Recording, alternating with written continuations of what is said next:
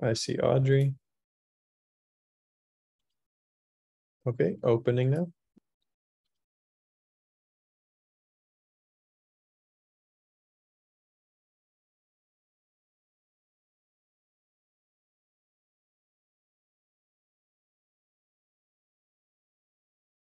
Yeah, webinar is open. Atika, floor is yours. Great, thank you so much. I think we're just going to wait till we have attendees, and so we'll get started in about 1 minute. Nous allons commencer sous peu.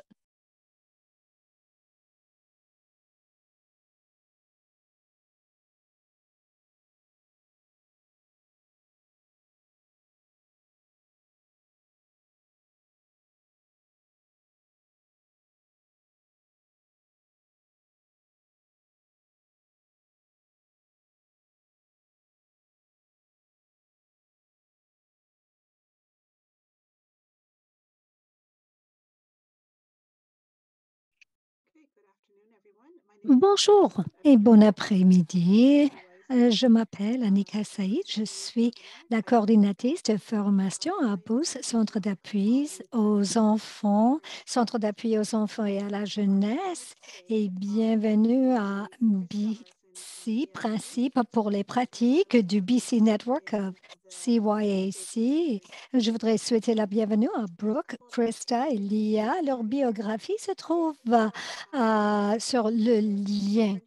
Et juste quelques points administratifs avant de commencer. Pour les participants qui écoutent en français, cliquez sur Interpretation et choisissez Français. Le PowerPoint a été envoyé en anglais et en français.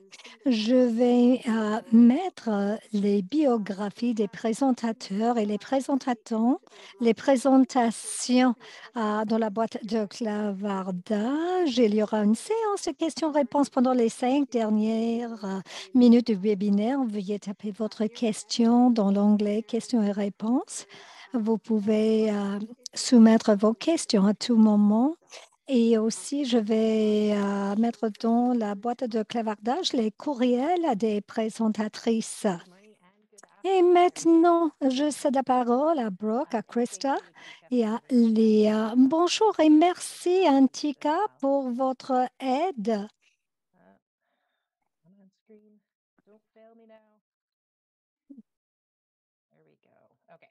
Voilà. Alors, comme il s'agit d'un webinaire national et que les participants viennent de tous les coins du pays que nous appelons le Canada, nous voulons reconnaître que nous nous trouvons tous aujourd'hui sur des territoires autochtones non cédés et volés. Aujourd'hui, prenez un moment pour réfléchir à l'importance des territoires que nous appelons notre foyer, réaffirmons ensemble notre engagement et notre responsabilité dans la recherche de la vérité et de la réconciliation. Alors maintenant, quelques présentations et comment ça se fait que nous avons les différents principes, les différents principes pour les pratiques. On va parler des différents centres, la mise en œuvre des principes dans l'ensemble des centres et la valeur ajoutée dans les principes. Et puis aussi, il y aura toujours une deuxième version. Et puis, on va avoir le temps pour une discussion à la fin. Alors, je m'appelle Brooke McClarty, je suis la coordinatrice du BC Network of Child and Youth Advocacy Centers et je travaille au nord dans les territoires Okanagan. Et maintenant, je cède la parole à Krista. Bonjour tout le monde, je m'appelle Krista Aronson. Je suis la directrice régionale de la réponse coordonnée de Safe Kids and Youth. Notre nom est connu comme Sky. Et Léa, bonjour, je m'appelle Léa Zilli, je suis la directrice exécutive de Treehouse Child and Youth Advocacy Center à Vancouver. Alors, nous allons commencer, on va parler de notre trajet envers les principes pour les pratiques. Et c'était vraiment tout un trajet, ça a pris plus de temps et tout cela a commencé à une table ronde provinciale de 2018 avec tous les différents centres dans la province pour vraiment faire du réseautage, parler des préoccupations en commune et, et de parler de quelques stratégies. Alors, on a travaillé ensemble et on a formé le réseau en janvier 2018 et on a eu une table ronde provinciale avec les leaders de partout de notre province et tous les différents centres et les travailleurs et travailleuses de première ligne. Alors, ce qu'on a fait, on a regardé les directrices nationales ou les lignes directrices qui ont été formées et puis on a parlé de l'inclusivité sociale, les services continus, le cadre médical, et puis on a eu les discussions riches. Ce que cela voulait dire et quels étaient les besoins des travailleurs des premières lignes pour mettre en œuvre tout cela dans les centres. Ce que nous avons fait, on a pris tous les différents points et le comité directrice a créé un plan pour la Colombie-Britannique et pour cela, on a créé notre stratégie, un message qu'on a entendu parler ces rencontres de table ronde. Il avait besoin d'une orientation, comment mettre en œuvre ce travail. C'était quelque chose qui était tellement nouveau en Colombie-Britannique en ce moment-là. Et les gens ne savaient pas comment faire les choses de manière différente. Ils ne savaient pas comment former un partenariat. Alors, on a révisé tous les différents thèmes et on a créé quelques équipes de travail ciblées sur les différents domaines pour former, pour avoir notre ligne directrice. Alors, on a pris tous les documents de discussion et on a vraiment travaillé là-dessus. Et c'était le début du contenu pour notre manuel. Alors, au niveau d'équipe de travail, on a décidé sur 4 domaines clés et c'est un travail qui est continu. Ça va être un travail pour toute la vie parce qu'avec la continuation de notre opération, nous savons qu'il y a plusieurs autres domaines qu'il faut aborder. Mais tout d'abord, on a créé une expression d'intérêt. On a envoyé cela dans notre réseau pour avoir la participation dans toute la région et cross-culturelle pour vraiment prendre en compte les différents besoins des centres éloignés et c'était sur les services aux victimes, services pour les enfants, les différents services santé mentale, santé. Et bon, tout d'abord, il y avait un membre qui donnait un peu de soutien administratif, qui travaillait comme liaison avec nous aussi. Ils ont eu les rencontres par le biais de téléconférences. Ça, c'était avant de la COVID, avant des vidéoconférences que nous avons. Alors, ils sont sortis des tables rondes et après, ils ont développé le contenu. Ils ont établi le contenu. Alors, l'emphase de ces équipes de travail n'était pas quelque chose comme obligatoire. Nous avons voulu adapter les principes aux réalités au sein de chaque collectivité et communauté. On a voulu quelque chose de général parce qu'on ne voulait pas qu'il y ait avoir les centres qui disaient non, mais cela ne marche pas pour nous. Alors, cela a dû être général et pas quelque chose de prescriptif. Alors, comme ces équipes avaient les praticiens de première ligne, on a vu le besoin d'avoir un examen Et alors, pour cela, on a créé une équipe consultative sur les pratiques provinciales pour consulter, pour parler de leur politique et pour voir si les pratiques étaient en ligne avec cela, pour reviser, pour faire un examen des principes. Alors, cette équipe a répondu aux questions, ils ont donné de la rétroaction sur les matériels et ils étaient là pour répondre à nos questions. Notre ministère a dirigé cela. On a eu la participation de protection à la jeunesse, de la GRC, de la police municipale, de plusieurs différentes participants. Bon, les principes pour les pratiques. Voici le contenu. Je suis désolée, on n'a pas la traduction des principes pour les pratiques en français, mais on veut le faire.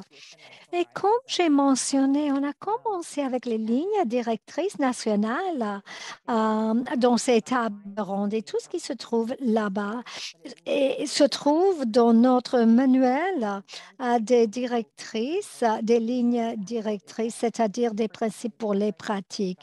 Mais directrices 2 et 10, ce sont les éléments clés. Alors, ils sont là en tant que principes pour les pratiques, mais ils sont là quand même dans les lignes directrices. Alors, voici la première section de notre modèle et on appelle ça modèle des centres d'appui aux enfants et à la jeunesse. Tout d'abord, il y a les ententes de partenariat officialisées qui parlent des différents rôles, les équipes multidisciplinaires, les modèles de service et flux des cas. On a parlé comment ça marche, les équipes multidisciplinaires, qu'il faut avoir les organisations autochtones, services de protection à la jeunesse et aux enfants et les autres intervenants là-dessus pour savoir que ce sont les joueurs qui jouent un rôle clé. Il faut les avoir. Et les modèles de service parlent des trois différents modèles que nous voyons en Colombie-Britannique et le flux des cas. Ça parle comment ça traverse un service, notre service. Et après, on a regardé les cadres d'orientation. Alors qu'on a créé les principes pour les pratiques, on a eu un cadre de référence pour prendre en compte ces différents points que vous pouvez visionner sur l'écran. Et ce n'était pas comme quelque chose à ajouter, c'était là de base. Mais on a eu beaucoup de répétitions quand même. Alors, on a enlevé le contenu pour donner un cadre sur ces trois points dans une section de présentation initiale. Alors, comme cela, quand les personnes lisent les principes pour les pratiques et les services axés sur les traumatismes, ils ont une point de référence. Alors, c'était vraiment important de regarder comment nous servons les enfants de manière sécuritaire. C'est quelque chose qui doit être intégré. Alors, vous allez voir cela dans les principes pour les pratiques. Alors, on se sentait assez à l'aise avec ce qu'on a fait pour faire la publication de cela, mais il y a toujours de travail à faire.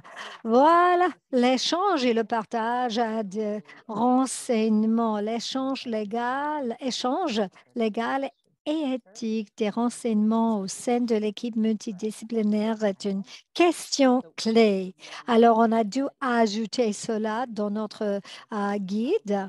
Alors, il y avait beaucoup de travail, comment partager les informations dans les équipes multidisciplinaires. On a embauché une analyste juridique pour nous aider à écrire cette section. C'est quelque chose qui est particulier pour la Colombie-Britannique sur la vie privée. Il y a quelques éléments fédéraux aussi. Je suggère que si vous avez besoin de cela, vous pouvez adapter cela à votre propre province.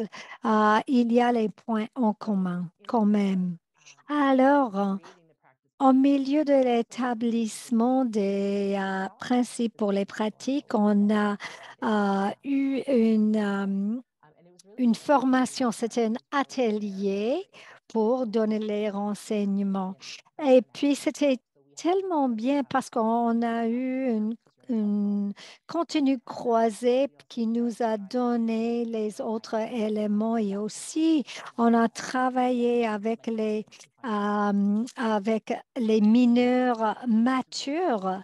Alors, on espère que ces sections sont utiles pour comment répondre aux informations et avec tous les différents agences avec lesquelles on travaille. Alors, après, on arrive au principe pour les pratiques. On a fait tellement de travail initial dans notre manuel que c'était jusqu'à page 30, à peu près 30 qu'on entame vraiment les principes pour les pratiques. C'est pas tellement compliqué, vous allez voir. Ça, c'était une partie de notre conception. Alors, notre objectif, c'est de mettre ce modèle en écrit pour guider ce qui se passe, pour ne pas avoir les obstacles. Il y a quelques domaines qui sont les objectifs auxquels on aspire, mais ils doivent être les choses qu'on peut étendre en fonction de la phase d'établissement ou développement. Mais ce sont les choses qui doivent être faisables pour les atteindre. Nous savons qu'il y a un développement continu avec les centres d'appui aux enfants à la jeunesse au niveau des opérations, de établissements et un travail continu. Alors, voici quelques exemples. Ils ne sont pas compliqués. Cela dit tout simplement que les centres d'appui aux enfants et à la jeunesse favoriseront les multiples points d'accès aux services pour les enfants et les jeunes qui ont été victimes de maltraitance. Je ne vais pas lire le reste. Ça, c'est au niveau des jeunes. Ce qui servit les jeunes 12 ans et plus, c'est vraiment important de travailler et comprendre le statut du mineur mature, c'est quelque chose qui peut nous éclairer et nous donnons une orientation là-dessus dans notre manuel.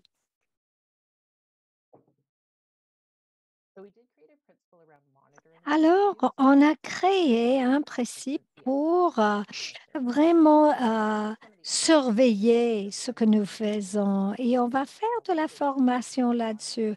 Parce que qu'est-ce que ça veut dire? Quel est le rôle et comment nous pouvons soutenir cela?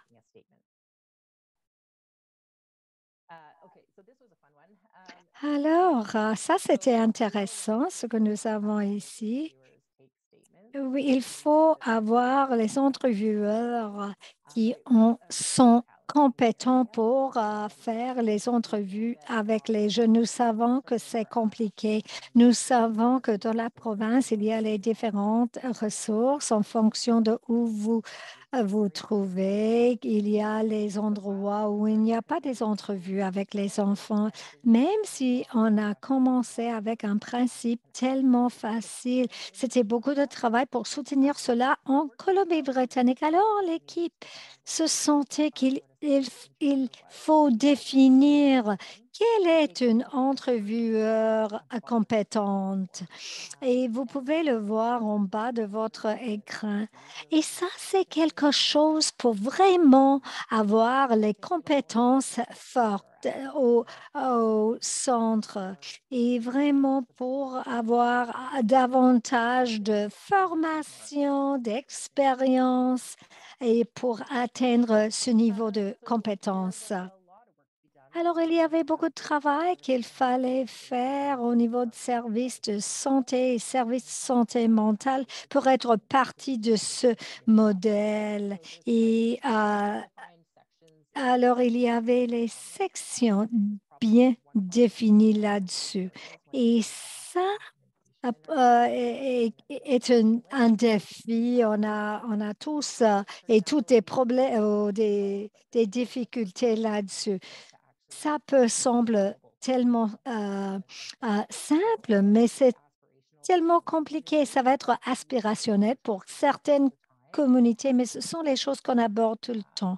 Et ayant ces principes doivent nous aider avec nos différentes communautés. Et voici un exemple. Alors ça, c'est suffisamment de moi. Et maintenant, on passe à un panel. On va parler avec Léa et Krista pour parler de la mise en œuvre au sein de leur centre d'appui aux enfants. On va faire cela dans un format de questions et réponses.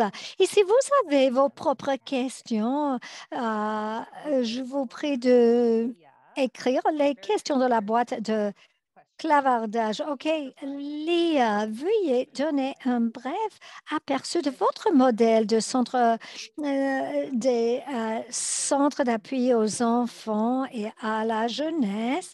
OK, bon, ben, Safe Kids and You Sky, nous nous trouvons à Vancouver.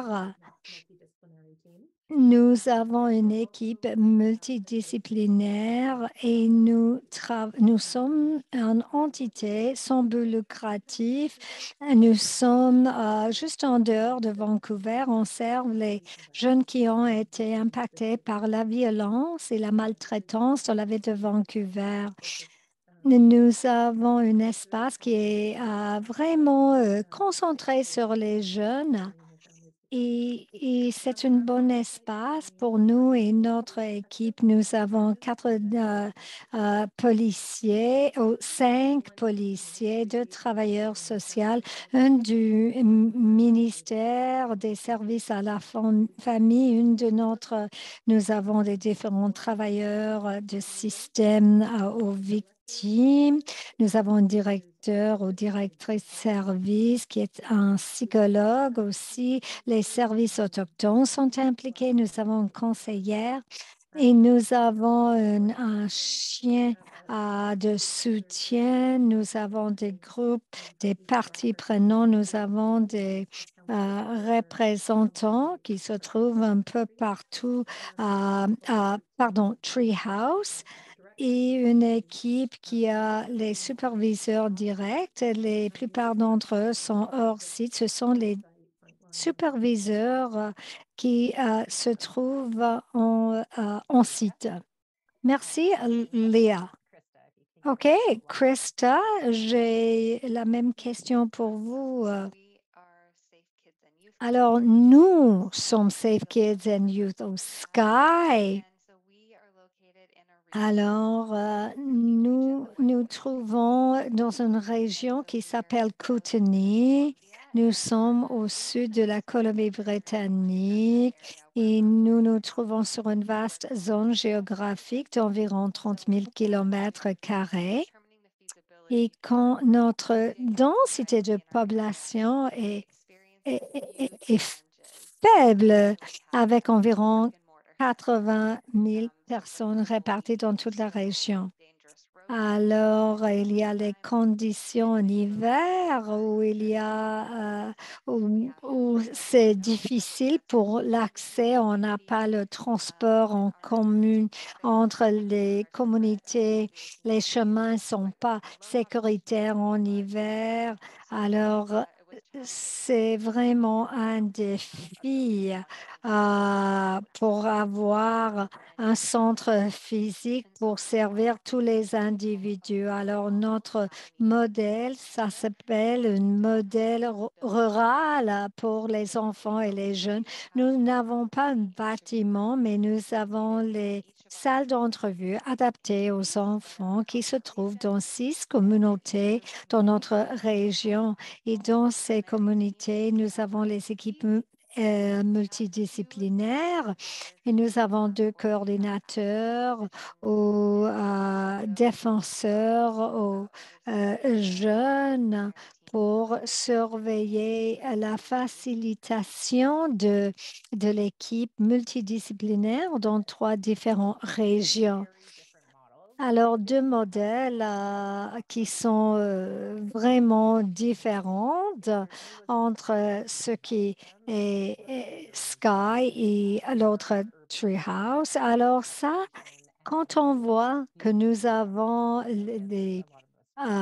tous les différences, les communautés urbaines et les communautés rurales, nous pouvons voir que nous avons toute une variation.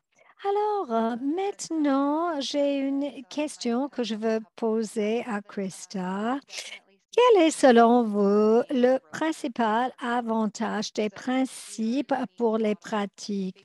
Nous considérons les principes de pratique comme une feuille de route pour notre réponse en raison du caractère unique de notre modèle. Il peut s'avérer difficile de déterminer la prochaine étape d'un plan stratégique. Les priorités pouvant varier d'une communauté à l'autre, mais nous parlons, le fait de disposer des principes pour les pratiques nous donne une orientation concrète pour que nous, que nous pouvons ensuite utiliser comme cadre pour discuter des prochaines étapes. C'est une question de regarder toute la recherche, vraiment on profite des différents niveaux et nous avons vraiment, nos partenaires sont assurés d'être soutenus dans leur travail au sein de leur organisme. Comme ça, nos partenaires sont intéressés. Les membres de notre équipe multidisciplinaire, ils savent que leur agence a participé dans l'établissement des principes. Alors, ils se sentent à l'aise là-dessus. Bon, comme Chris a dit, il y a plusieurs bénéfices d'avoir les principes pour les pratiques, mais je vais répondre d'une lentille provinciale, sachant que ces principes existent. Cela renforce la légitimité du modèle.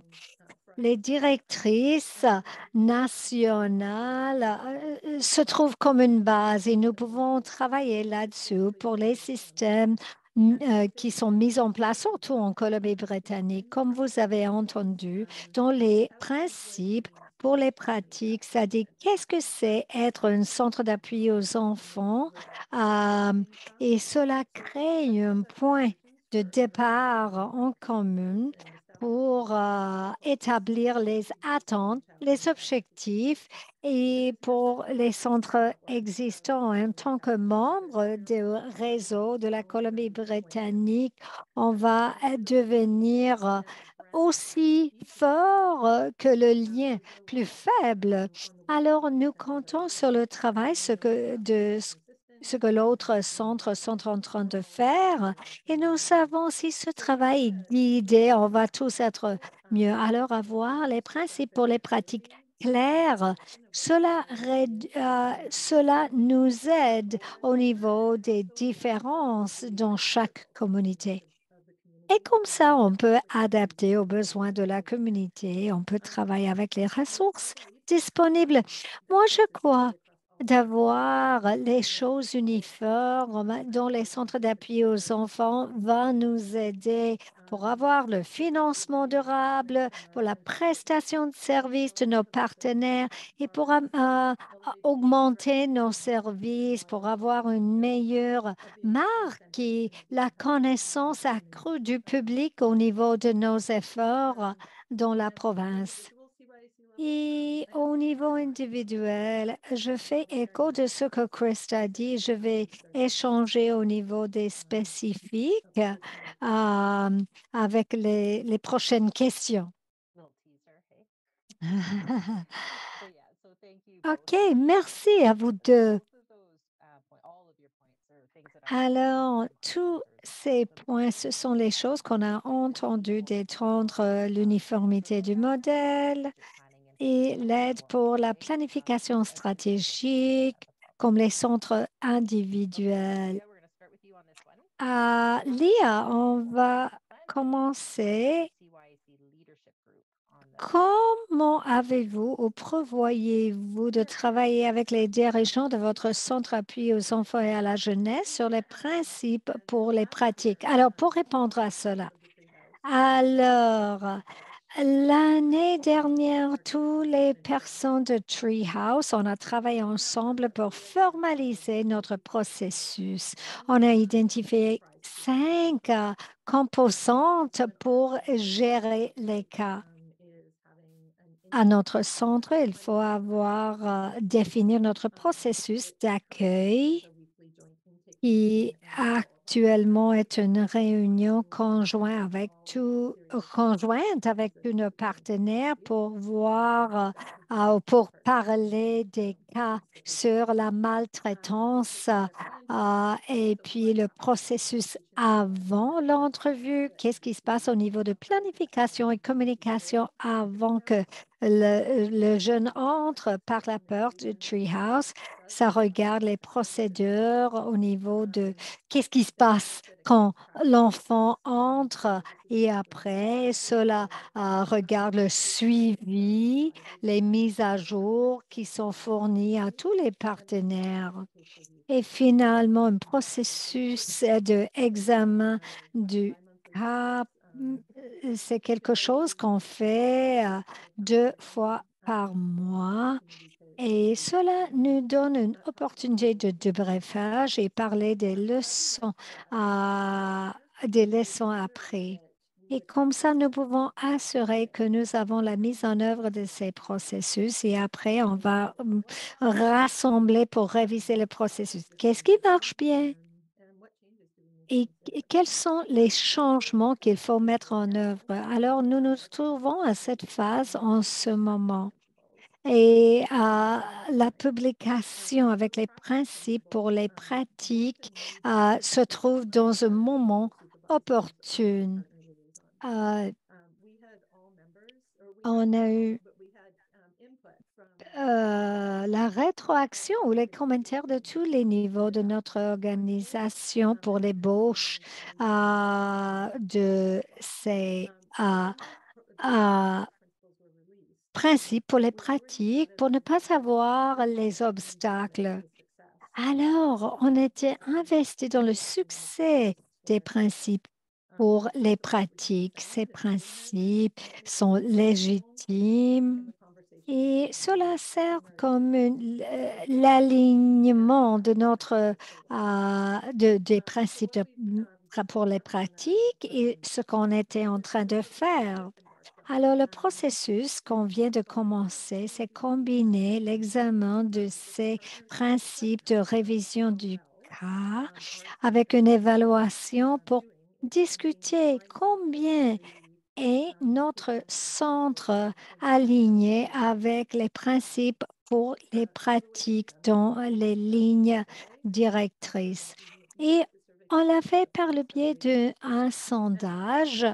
Et puis à la fin du processus, on va avoir une scorecard pour donner une point de référence pour voir quelles sont les opportunités pour améliorer les différents composantes pour atteindre nos objectifs. Par exemple, on peut trouver sur une échelle de 1 à 5 l'alignement de Treehouse au principe euh, que les centres d'appui aux enfants appuient tous les enfants qui ont survécu ou qui reçoivent la violence. Alors, peut-être on va mettre cela 3 sur 5 au niveau du scorecard. Alors, peut-être on voit que cela ne marche pas aussi bien qu'on voulait. Alors, cela met en lumière que les enfants de tous les âges peuvent entrer à Treehouse pour qu'on peut les, pour qu'on puisse les aider. Peut-être on a eu quelque chose qu'il fallait raffiner au niveau de l'identification des cas, du processus de accueil. Peut-être il fallait améliorer nos processus. Alors, le scorecard nous donne une ligne de base et après quelques ajustements au processus, on fait un autre examen plus tard pour voir si les choses, les petits ajustements qu'on a fait, on a fait la différence. Alors, merci beaucoup. Lia, Krista, j'ai la même question pour vous. Comment planifiez-vous travailler avec les leaders de votre centre appuyé aux enfants? Bon, même si nous avons les points différents, nous avons toujours les points en commun. Alors, on a assuré que les personnes sont informées au niveau de l'établissement des principes pour les pratiques et que tous les personnels des centres d'appui aux enfants ont lu ces principes pour les pratiques. Et cela forme la base de toutes les décisions. Et on se pose la question toujours, comment nous pouvons améliorer notre réponse? Quelles sont les actions que nous pouvons prendre pour améliorer notre service de façon alignée avec les principes pour les pratiques? Alors, nous avons composé ou nous avons conçu un sondage et avec cela, nous pouvons faire les améliorations. Prochaine question, Krista, à vous. Et comment avez-vous, envisagez-vous de travailler avec l'équipe multidisciplinaire de première ligne sur les principes pour les pratiques? Comme j'ai déjà dit nous avons partagé les principes de pratique et les informations dont nous disposions à leur sujet tout au long de leur élaboration. Ils ont été élaborés avec la participation des membres de l'équipe multidisciplinaire et des leaders de sorte que les gens étaient conscients de la forme qui prenait les principes de pratique et on a pu apporter leur contribution. Cela les a aidés à travailler de manière collaborative et pour qu'ils puissent comprendre vraiment, euh, vraiment, c'est une question, comment nous pouvons soutenir les enfants et les jeunes. Ce point est au cœur de ce qu'on fait. On a eu les sessions avec deux parties. On a déterminé les priorités en mesurant les différentes priorités et on parle des principes pour les pratiques à notre réunion multidisciplinaire et cette année, c'est-à-dire, nous organisons chaque année un rassemblement de tous les membres de l'équipe multidisciplinaire de notre région. Cette année, nous avons envisagé de faire une présentation spécifique à ces principes de pratique et pour l'utiliser en tant que tremplin pour une discussion sur la planification stratégique de nos plans futurs. Léa, j'ai la même question. Bon, ben, je n'ai pas grand-chose à ajouter à ce sujet, car ma réponse serait déjà la participation de notre équipe multidisciplinaire, mais cela aide comment avec la prise de décision. C'est vraiment une manière pour s'assurer que toutes les décisions prises et au niveau de la prestation de notre service sont alignées avec les principes pour les pratiques. Je l'ai affiché sur le mur dans mon bureau pour que les enfants soient au centre de toutes nos décisions. Ça, c'est une étape pour s'assurer que tout ce qu'on fasse travaille là-dessus et sur ces principes pour les pratiques. Merci à vous deux. Ben, avant, je ne l'ai pas dit, alors je vais le dire maintenant. On a eu à peu près 100 personnes qui ont travaillé sur les principes pour les pratiques à mesure que nous avons avancé. Alors, toute l'équipe, le comité directeur, les autres membres de l'équipe multidisciplinaire qui ont aidé avec les examens, ils ont ajouté leurs commentaires. Il y avait à peu près 100 personnes qui ont touché ce guide avant de la publication. C'était vraiment un effort collaboratif. Et je sais que quand Krista disait que tout le monde travaillait là-dessus, bon, ben, ils participaient, ils ont établi le contenu en même temps. Ce n'était pas juste une personne qui a écrit tout cela pour dire, bon, ben voilà. C'était les équipes multidisciplinaires qui ont établi le guide. Prochaine question. Alors, quel est selon vous, Léa, l'impact le plus important des principes de pratique pour votre centre d'appui aux enfants? Bon, moi, je voudrais dire que c'est quelque chose qui légitime le processus et suscite l'adhésion, répondre au pourquoi. Et ça fait porter la responsabilité sur les partenaires qui examinent leur propre processus. Euh, les principes pour les pratiques sont les réponses. Pourquoi nous faisons tout cela? Tout le monde est engagé dans l'établissement et on partageait pour atteindre ce scorecard, pour cette carte de pointage. Et puis, nous voudrions aligner avec les principes qu'on a établis ensemble. Et maintenant, c'est une question pour que nos partenaires puissent regarder quels sont les obstacles dans leur propre pratique pour atteindre les normes.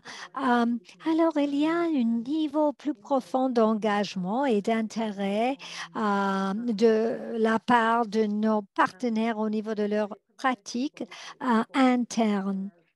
Et cela donne vraiment comme un cadre pour que les autres puissent suivre cela. Et Krista, pardon. Quel est, selon vous, l'impact le plus important des principes de pratique pour votre centre d'appui aux enfants et à la jeunesse? Bon, un avantage de ce que nous voyons dans notre modèle unique, c'est que les principes ont été développés d'une manière si inclusive que nous permettent de le mettre en œuvre en utilisant nos propres solutions créatives et uniques. Et de cette façon, en mettant en œuvre les principes de pratique, nous pouvons vraiment le faire d'une manière qui profite vraiment aux membres de notre équipe multidisciplinaire et nous pouvons vraiment offrir un meilleur service aux enfants et aux jeunes que nous servons.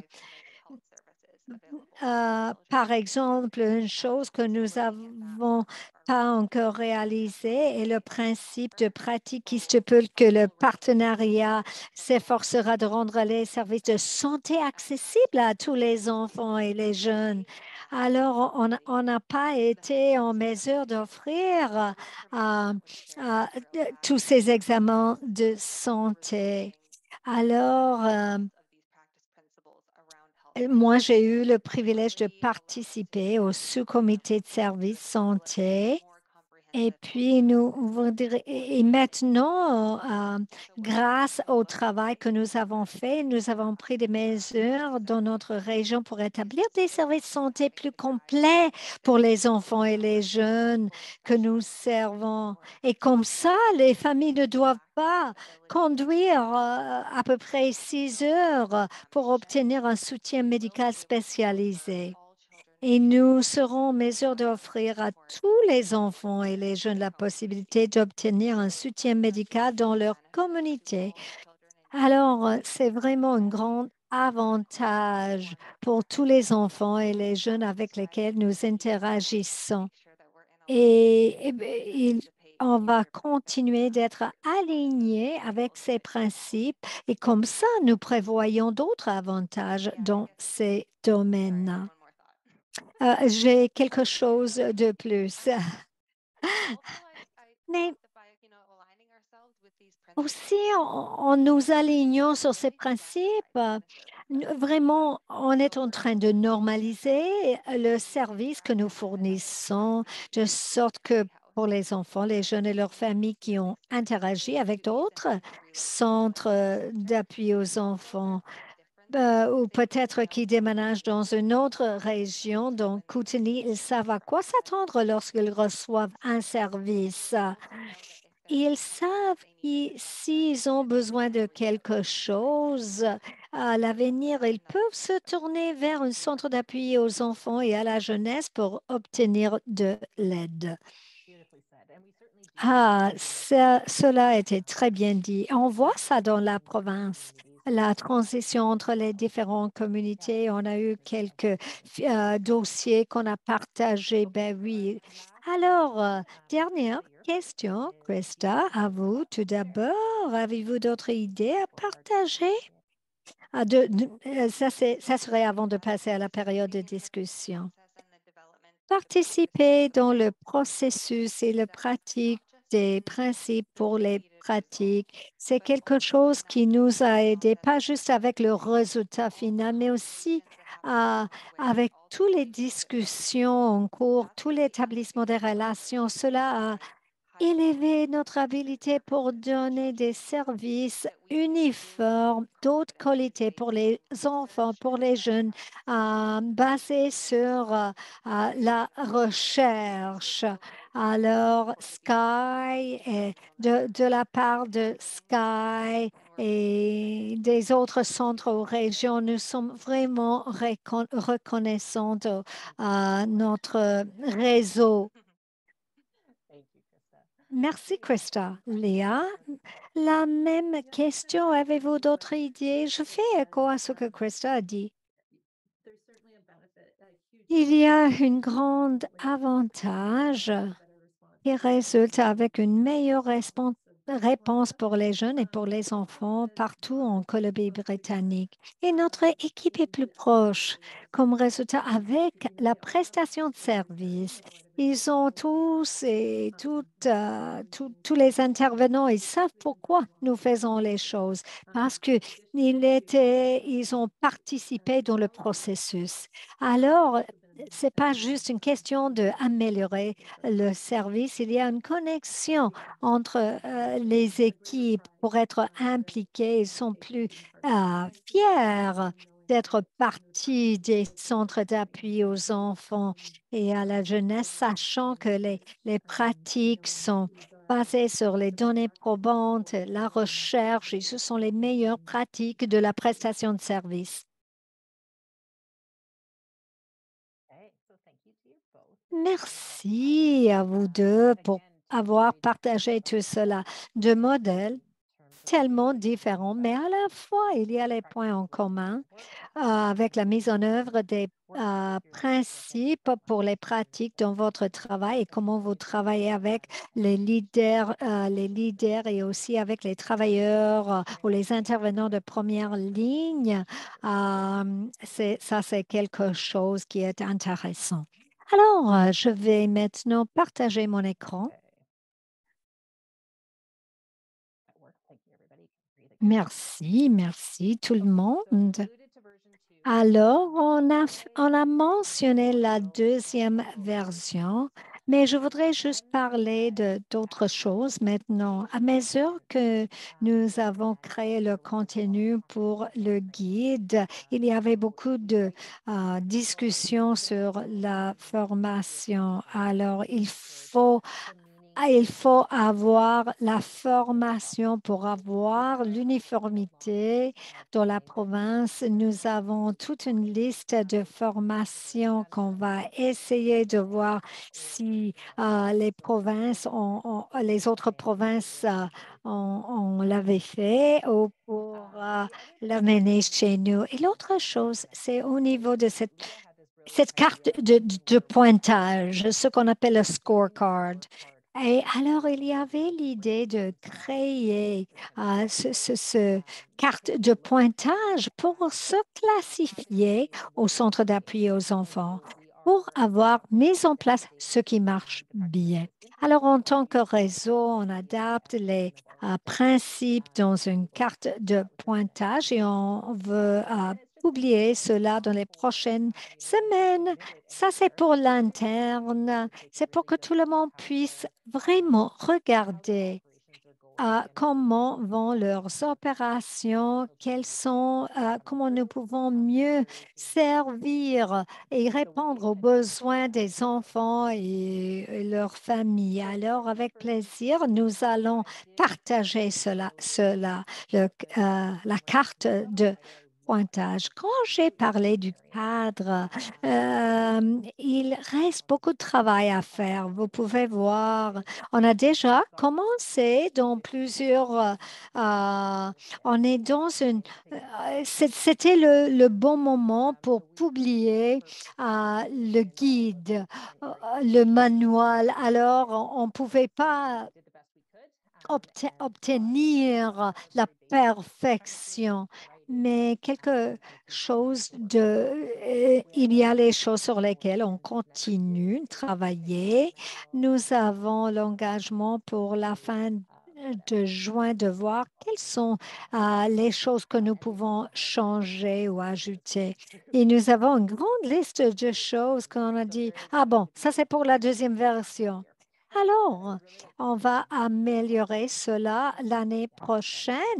Je voudrais m'engager à la traduction du modèle du guide, du guide.